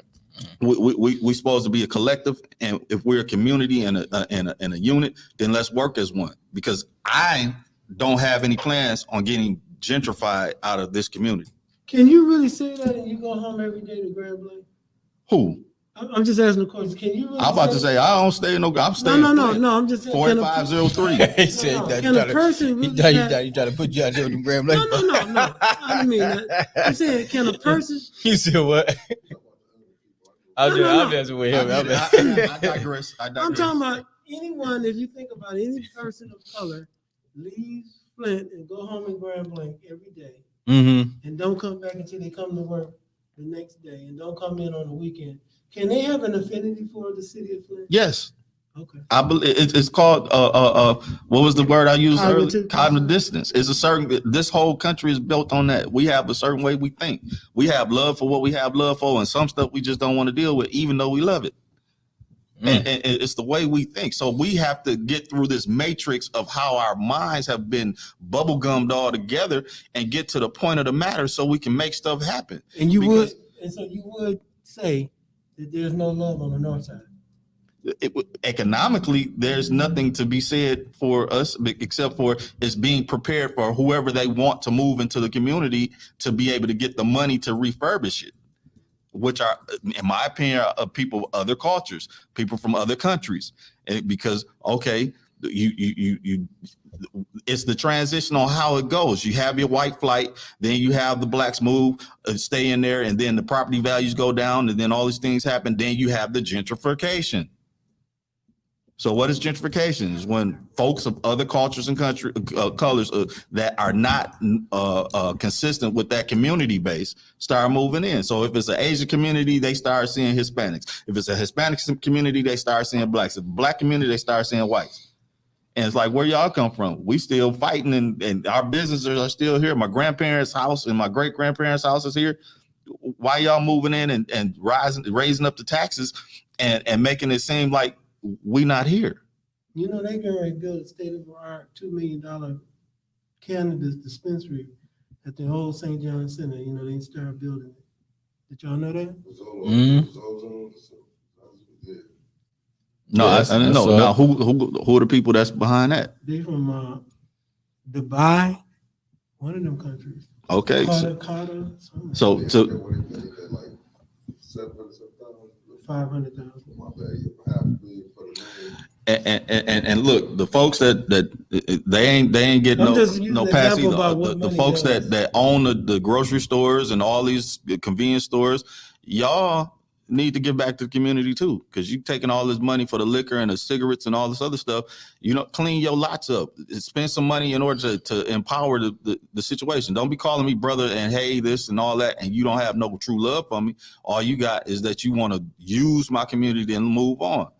You know, I would much so rather spend my money with folks that look like me, but I can only spend it with who I got. And I wish, you know, that's one thing I wish our community would have done, especially with those preachers, because that right there is something that we shouldn't allow. We shouldn't allow those stores or gas stations to be open, even when they destroyed St. John, even when we migrated. We should have made a point back in the 60s and 70s not to allow those immigrants to come in here and get a foothold in those businesses. Grand Store, Luster Store, all them Sims, all them stores should not have been allowed to let those foreigners come into this community and get away. Do you know the number one black business in the world at one time was the number business? We created the number business in Illinois. It was the number one business in the world. Yeah. And right now, they still will not give anybody a forensic study about where that lottery money. Do y'all know a couple of weeks ago, they shut the lottery down like they used to do back in the old days for that 222 and 222 number. They literally shut the machines down where nobody could bet on that, guys. That's the mafia. That show you what they're doing, guys. And you can never get a forensic readout about where they tell you the money is going to the school. But have y'all ever seen a black person that is driving the lottery tickets, meaning the scratch-off tickets when they put them in the machine? Have you ever thought about who does that job and how much does that job pay a year? Because that person goes throughout the state in a truck or a car distributing those tickets. Slip. That's a job. Not the slips. I'm talking about the scratch off. You know, they got about 40, 50 different scratch offs from $30 all the way down to $1. And they have them in like trays, locked trays. And they go throughout. I'm just saying, have anybody ever thought about how many black people work for the Lottery Commission at any level? No, we've never thought about that. That's something that should be researched, because I bet you there's a tremendous disparity in, because it's almost like a secret. The lottery is almost like a secret when it comes to where the money going. Because nobody today, about 10 years ago or 15 years ago, Flint was trying to get an audit from the city council was trying to get an audit from the Lottery Commission, and they never got it. The city council. Is that because they just didn't provide the insider information? They wouldn't give it to them. On what grounds? I can't lie on that. Tell you what grounds. I don't remember that. But they they cannot get an audit. I remember that's been a conversation for a long time, and we still haven't got the information. And I bring that up to even codify my whole position about what power does. Power doesn't ask questions. Power does what it want to do. Come on. And you're going to like it or not. And to that point, right, you know, as we close this segment out for today, what is our next steps? You know, when you talk about going on nationally down to locally. What are we gonna do about where we stand? And then after all the war is over, because like you made a mention about how it would impact us. What is our plan of action and strategy of moving forward based on this war, what's going on in front of us? And how do we position ourselves to leverage to become a superpower again? I think one thing that we got to do as Black people, especially Americans of African descent, we got to do a real paradigm shift across the board, man. We gotta either eliminate those Negroes that want to act a fool like Floyd Mayweather and Kodak Black and Beyonce and Jay-Z and Yee and all them people got to be eliminated because they're part of the problem. Meaning, we can't deal with them anymore because it's got to be about collectively building our communities where we are self-sufficient. One thing that's getting ready to happen in the next 2 or 3 years, guys, things are going to get real, real rough. And it's going to, to survive, you're going to have to be resilient. And I think, we need to start having some real honest conversation, not confrontation, but, we need to start moving in together, buying real estate, buying land, buying buildings, buying roller skate rings. We need to have our own liquor stores, our own gas stations, our own grocery stores, our own car washes, our own nail shops, our own hair stores. All the things that we use every day, we need to own them. Everything that we do, wherever we pee or boo-boo, we need to own that too. Just keep it real, man. Summing it up. No, you're right. Whatever we use, guys, if we go to the movie, we need to just build a little movie house and just start with that. Start small. Yeah. Because again, that's how you be creative. If you say we got a group of people come together and the church is huge, church don't have that many people, and they put up a big screen. Let's say on Sunday after church service, that's gonna be the movie house. How we can make these big churches be multi-purpose? Because you faking up there anyway, running around with tongue, you talking in tongue, and you still out there bending over back and being sodomized. So that's my answer. Hey, y'all stop bending over backwards and being sodomized and open up them churches, man. What the heck? What you got, Brother George? How can we get ourselves in leverage and be in better position? Because I see this is a prominent time for Black folks, and we got it in us. We've done this before. This ain't nothing new. And how can we connect to our African Union? I gotta keep driving that force to connect it to the African Union because that's our force. What will we do, and what's some strategies that we can do to get us in position? Well, the conversation starts first. When I was active duty in the Marine Corps, I had me and one of my buddies, one of my relatives. We were going after natural resources in a country and on the continent. And one of my Marine Corps buddies, his relative was on. He was like the agricultural something or another. He could write off and say, hey, y'all can mine this plot of land, or we can do this, or whatever you want to do. We're willing to do trade. We went after that. We got all of the yeses through the conversation, through that country's government and everything. We just couldn't find the resources. So resources is a big thing. We in our community have large dreams. We have huge ideas, and we don't believe in failure. We'll find a way to make something happen. But even with those thoughts and those processes, sometimes the results of success don't happen because we can't get to the resources. So we have to have those conversations. Everybody's got to get at the table that wants to do something, that really wants, say, look, I don't care what you think about me, how you feel or whatever. I'm gonna come to the table because I got $5 million to invest. Now, if we can come up with a plan, I will let that money be invested. And as long as the plan going, there's gonna be no restrictions. We have to come to the point to where we understand, we think, look different in our concepts of how we were raised and where we're from and things. It's a lot of hurt in our community. A lot of hurt. A lot of Black men hurt a lot of Black men because we couldn't see each other on the same level because of where we come from in our stages of life. But we're only going to move forward if we come together, if we have this collective thought. And I'm saying that we have to get into government contracting. We have to know what PTAC is, PTAC, the procurement offices, which is in the Mott Foundation building, along with the Chamber of Commerce. Is in that same office. So what they do for free, they teach you how to go from zero. If you have a janitorial business, or if you are a painter, if you're a general contractor, they'll show you how 0 to 100, how to go from having nothing to doing bidding on contracts with the federal government, with the state government, with corporations. That will change. If you make $100,000 a year, once you go through PTAC and know how to bid on contracts, you can make 10 million next year. And Flint is a hub zone, that's $1 billion business by itself, in itself. And when it comes to government contracts, 20% of all government money goes to set asides. What are set asides? Set asides are minority owned, women owned, veteran owned, disabled veteran owned, hub zone, and so on and such. These are things that we can do that can create money that nobody can talk about, because it's not if, it's when. It's not if, it's when. When you do these processes, they can't stop you from getting the success that you're looking for. Now the thing is just making sure that we got the right people in place to teach you the information, which I believe the right people are down at PTAC right now to teach the information, that are willing.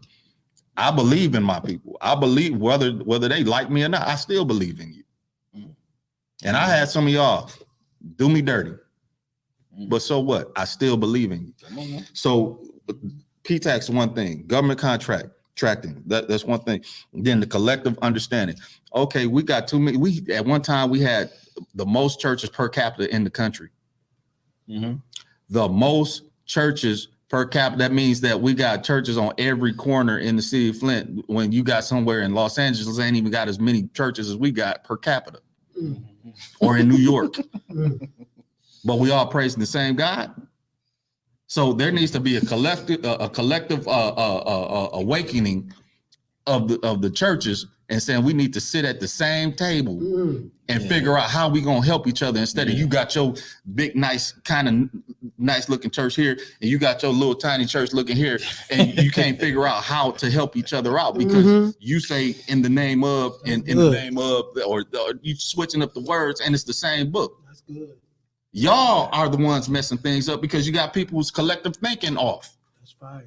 I agree with Fire. that. In the word that we look at, Jesus died for everybody, didn't he? So let's come together as the everybody that Jesus wants us to be. I agree with that, man. Okay, same thing with the Muslim brothers. Same thing. We need to collectively come together. That's fire. Malcolm and Martin got together. Come on now. That was a powerful. They didn't show all that and showcase all that. They had conversation. That's fire. They don't tell you about what Martin Luther was really about. You're right. So I'm saying that, Mr. Oliver, I don't have nothing against you, but you are that guy. You sitting on a lot of money. I don't know if they controlling you or not, but I don't believe so, because I don't think you built like that. But I would love you to have a conversation with DeWine, so because he's in position to do. They controlling the brother. I ain't gonna put that on you, bro. I'm going. I want you to respond. I'm gonna say, come on. I want you to respond. Come on down and sit down and talk. I'm saying, and there's others that I could put out there, but we put that name out there. Mr. White, I don't know nothing about you, but I hear a lot of different conversation. If you want to change the narrative, and you look and you want to get out of the shadow of whatever it is you were taught, and you think there's a better way, and you want to do a better way with people, have this conversation and be prepared to write the check. Come on now. With that being said, man, so this is what I'm saying. to do these things, if y'all really want to be Flint and a part of Flint and say y'all Flint just like we say it, then let's do that. Let's come together and do that.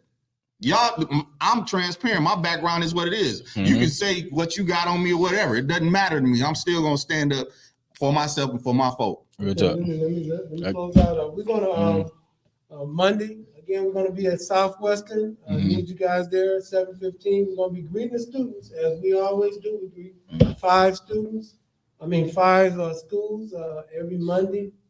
1 school and then 2 schools on some Mondays. But we need our community to come out and give a child a smile. Give him a fist pump. Tell him he's great. Tell him love him, man. Just show our children some love and respect. It goes a long way. So This Monday at Southwestern, be there at 7:15. They start letting the kids in by 7:30. Mhm. So we need you guys to be up, get out of bed, get your coffee. And if I'm feeling better, maybe I'll bring y'all some coffee there if that's what you want. And then one last point too, $20 million. Yes, sir. But also too, you know, we are at Southwestern as well for the Rites of Passage program That's right. on Wednesdays. We asking all the, you know, you brilliant good brothers out there, you know, who want to love on these children, man, because they love us and they need us. We just ask you just come on out. We ain't asking just for your time, maybe an hour, right? You know, like brother said, we can come greet in the morning on Mondays and then come back on Wednesdays to kind of for some more contact, man. They love and appreciate that. You'd be surprised how they light up when they see some real folks coming in who really appreciate them, man, and trying to work with them. So let's make sure that, you know, if you can make that on your schedule, we appreciate you. We thank you for everything. We are doing our Juneteenth celebration in 2022. We are meeting on Mondays at 6:30. Or no, it's not 6:30, it's 5:30, excuse me. That information will be sent out for those who are interested in being part of Juneteenth in Flint, Genesee County, right? This is coming up on 40 plus years as we continue to keep it going on and giving reverence to our ancestors who was before us. So we thank you, everybody. Yeah, you want to make it? No, go ahead. You Go the ahead. ball. Go ahead. So okay, so real quick, I'm gonna be coming on. DeWine has brought me on board, and I'm gonna start doing interviews. So if any of the people that we talked about don't want to talk to DeWine, y'all can talk with me. I ain't gonna dog you out. I'm gonna listen, but I'm gonna ask you some real serious questions and want some real answers at the end of them. So we're gonna start doing that on Tuesdays. Yeah. So I'll be interviewing all kinds. I don't care who you are, what you are. If you got a story to tell, let me know and we'll work it out. Let's go, man. I appreciate y'all, brothers. It's been a phenomenal session as always. You know, that's how brothers talk. Brothers gonna work it out. Shout out to all our queens, all our young people. Appreciate Mick on the back end holding down the board. BLL, Fli-City Blackout, A1 on News Media. Counting out. Blackout.